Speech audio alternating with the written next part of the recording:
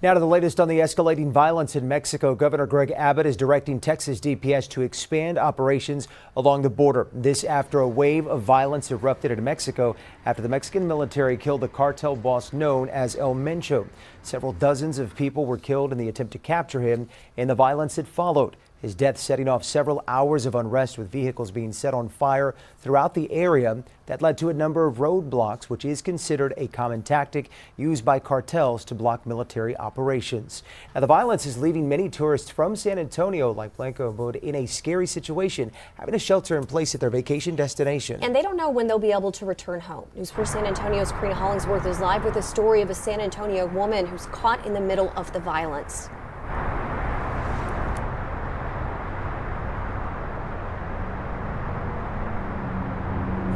Mandy, Jonathan, the killing of El Mencho has caused widespread unrest, and it has left many travelers wondering when they will be able to return home, as they've been ordered to shelter in place. One of those travelers is Blanca Abud from San Antonio. She told News 4 that she travels to Mexico at least once a year. Abud says that the hotel she is staying at was near the violence, and she saw a lot of the fires that had been set over the weekend. She said today it was a lot calmer, and she is anxiously trying to get back home. We can't get to the airport because the city is closed and the roads are closed. And there's only one road that takes you to the airport. Now, once we get on that road, it actually takes you through the violence. It takes you right through there. So that's another now putting ourselves in danger. Abud says she is hoping to fly home tomorrow as things are starting to calm down, and U.S. officials are urging anyone planning to travel to Mexico to do so carefully. Reporting live for News 4 San Antonio, I'm Karina Hollingsworth. Karina, thank you so much for that. Continuing our team coverage, Melissa Vega is standing by with just how many people have died and what's happening there now. Mel.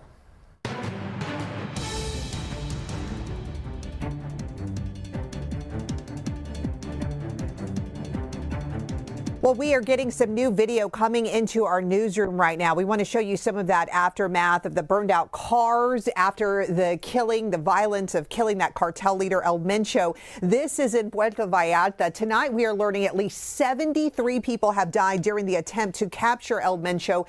And after, also want to show you, this is new video of Mexican armed forces outside a federal forensic center in Mexico City, where authorities are confirming El Mencho's death. Forensic testing was carried out to verify his identity. And as we take a live look from the White House right now, the White House confirming the United States provided intelligence support for the operation, praising Mexican forces for targeting one of the most wanted drug traffickers. Mexican authorities now reporting more than 250 cartel roadblocks across 20 states have been cleared. Also want to show you this. The U.S. State Department reporting just a short time ago that multiple airlines are operating from Guadalajara and Puerto Vallarta. And while there is some relief that a major cartel leader is gone, there are growing fears that the violence may be far from over. That is the latest from the Life Desk. It's going to cause chaos right now, and that's what you're seeing. It's going to cause chaos because now those that are the number 2 or number 3 positions are going to want to move up, or your rival drug traffickers are going to want to try to take that over. This is an opportunity. This is an opportunity for a lot of different people down there, and it's going to send people scrambling, and that's why you're seeing the level of violence right now, to kind of exert their type of authority over everyone else. I think the drug trade in the United States could be impacted a little bit, but we're talking this is going to get resolved fairly quickly, but I think it'll have a little bit of an impact on the United States. The biggest impact is those people traveling down to Mexico right now. It could be caught in the crossfires between some of this rival drug trafficking violence. And so, hopefully, people traveling down there, maybe hold off their plans right now, would be my recommendation. Kind of hold off their plans, let this kind of settle down, get back to kind of some normalcy down in Mexico, and let this level of violence kind of go down, because this is not a good time to be down there. You don't know what a rival gang is going to try to do.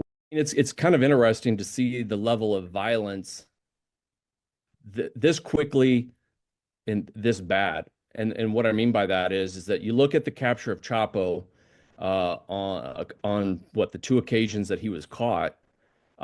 You didn't see this level of the fires burning and the violence right away, especially when he was extradited. You didn't see this. It makes me just kind of curious of, the big question is why. Chapo and Mencho are on the same level. Trust me, they are on the same level. Pandemonium in Puerto Vallarta. It really did look and feel like a war zone. And I think that feeling of anxiety, that feeling of what does happen next or what could happen next is driving what a lot of people are feeling right now. American tourists stranded in the popular Western Mexico vacation destination, the U.S. State Department urging them to shelter in place. If you love your life, stay here. Don't go anywhere. Fallout from a Mexican military operation that killed one of the world's most wanted cartel leaders, Nemesio Oseguera Cervantes, known as El Mencho, head of the Jalisco New Generation Cartel. U.S. Deputy Secretary of State Christopher Landau says, "This is a great development for Mexico, the U.S., Latin America, and the world. The good guys are stronger than the bad guys." And P.S. I'm watching the scenes of violence from Mexico with great sadness and concern. It's not surprising that the bad guys are responding with terror, but we must never lose our nerve. Animo, Mexico. American tourist Roseanne Hope says there was an explosion near where she's staying. We ran up to the grocery store and there were like 50 people in there just taking all the food off the shelves like you'd see in COVID. Mass flight disruption Sunday continuing into Monday. We hope that during the course of today, or at the latest tomorrow, all the flights will be restored. Most of the hundreds of roadblocks put in place by cartel members had been removed, Mexican authorities said Monday.